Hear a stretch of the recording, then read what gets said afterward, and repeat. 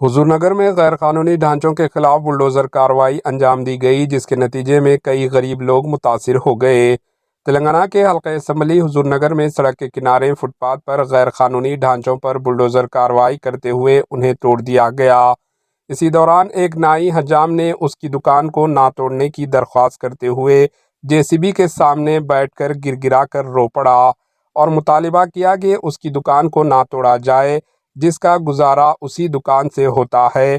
गरीब के पेट पर लात ना मारने का मुतालिबा किया, लेकिन हुकाम ने इस गरीब नाई की एक ना सुनी। उसे जेसीबी के सामने से हटा दिया गया और उसकी दुकान पर जेसीबी मशीन चलाई गई, दुकान तोड़ दिया गया, जिस पर नाई गिड़गिड़ा कर रोता हुआ दिखाई दिया। Bureau report, HN news.